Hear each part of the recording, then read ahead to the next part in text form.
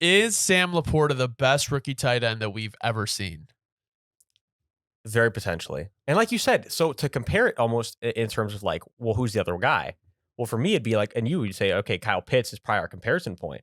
I say they're two very different tight ends, though, right? Mm-hmm. Like Kyle Pitts is a guy I could go line up at X and tell him to go run and go route and like have him moss the team's best corner, even though Art Smith refuses to use him that way.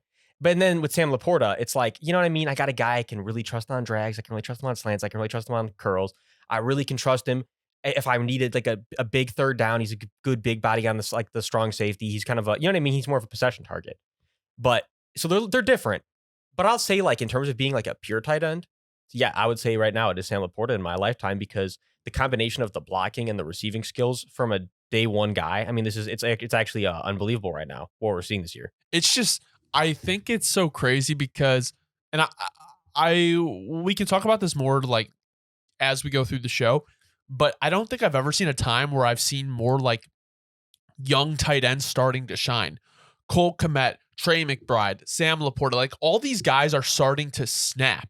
And it's like all around the same time. And I'm probably missing some people, but it's just the point of like tight ends were so few and far between. I feel like, especially when it comes to fantasy now, you're going to be able to get like a decent player. Evan Ingram, we'll see him tonight. Like, no, it's a great point. It's a great point you're making. I haven't really thought about that and really at all.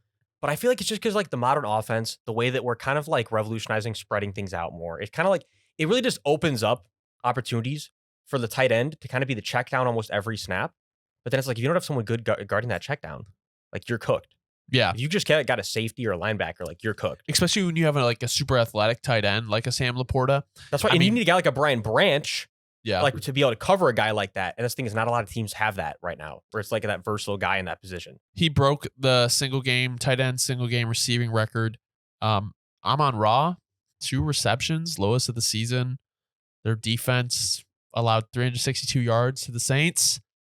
So that's becoming an issue, right? Like the Lions as a whole. Like, no, I think the Lions are definitely getting, because that was my main point I want to talk about with the Lions. Like, you would agree they're getting into sketchy territory, right? Because I'll say as a Saints fan, this game felt wrong to be watching where it's like, there's no way they didn't just kick our, like that's the thing too, almost disappointing, you motherfuckers, because if you guys kicked our ass the way you're supposed to, I would have been waking up to text this morning saying Dennis Allen's been fired, Pete Carmichael's been fired.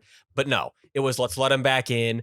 I know it's almost the worst case scenario for the Saints' future and also for the Lions, because now I'm starting to question the immediate future of the Lions.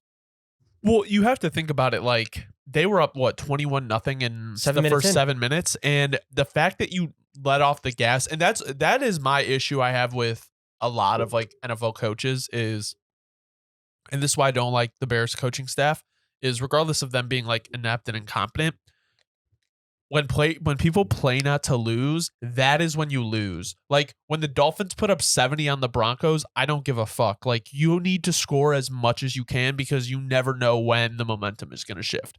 And that's what I will say. Like the Lions, it feels like sometimes take their foot off the gas and they're not winning at all, like dominant anymore. Like the Bears almost beat them if they didn't fold. No, they are definitely, and that's what's so weird is with Dan Campbell being the identity of that team. You would think that would be an issue. Yeah, you'd think that would be the opposite of the issue. For whatever reason, it's like they get comfortable. And I don't know. That's definitely something and let me be clear, something you very much can change. So that's a good thing. But it needs to change quickly. So let's go to the other side of the field. I'm just going to let you run with this. And then when you're done, we'll just move on to the next game. How about that? No, yeah, like, because that's the thing is I don't even want to harp on it. I've harped on the Saints so much this year. I'm kind of just like, I'm over it. We're going to be quick about this. But let's recap everything. Incredibly disappointing season with the easiest schedule literally in the league. Dennis Allen needs to be fired. Pete Carmichael needs to be let go with him. Mickey Loomis is officially very much on the hot seat. Very, very fucking hot. At least Olave had back-to-back 100-plus yard weeks. Also, another only 1 sack from the Saints defense. Continued trend of terrible pass rush. Costed us the game on literally the last third down of the game also. Missed a sack on Jared Goff. Trend of the season. We can never get anybody down once we get in the backfield. So many things about this team need to be rebuilt. Start the rebuild this offseason. I don't know what we're doing about Derek Carr. I don't care. Fix this shit. End rant. Yeah, I mean, I don't really know like what you do at the quarterback position. Blow up. This team needs to be blown up. That's all it is. Because I'm not a Saints fan. I still see Saints fans that are like trying to hold on to this Derek Carr hope. It's like let this be the proof. Even after he started off terrible, bounced all the way back, and he got injured again. Derek Carr's already at this point a walking injury, unfortunately for us. And not even on top of the fact it's been a disappointing season. Our O-line's out here getting this man murdered. The whole team needs to be rebuilt, man. Like, I love how optimistic a lot of Saints fans have just started to get recently, but we need to get back to being realistic. This team is not built to go win a Lombardi. It's that simple. Do you think with the Saints, I mean, I just heard this and I remember that because, you know, the Saints are always like super ahead of the curve with like contract, like pushing money down the road. Do you think it's to a point where it's like all the void years have like, I don't know how this works exactly. Oh no, yeah, like, that's the thing is we're honestly fucked this year in a way where it's like that's where it's become. That's why I'm saying just blow it up because we keep pushing it back, and that's the thing. It's like if we're pushing it back for what at this point, bro? Like we're pushing back the inevitable. Right. When we were pushing it back with Drew, it made sense. We're Now literally it's pushing not back a worth it, rebuild. yeah. What is the point? Even this year, let's be honest. Like, even if this team was at its very best, firing on all cylinders, how much do we believe in Derek Carr and Dennis Allen to win Lombardi? Like I said, literally the week that the signing happened, I've always been saying the same thing. I'm not a delirious Saints fan. It's like this whole thing felt null and void from week one. It's showing what it was. Let's fucking can it now, Mickey. If you can't can it, you need to be canned as well.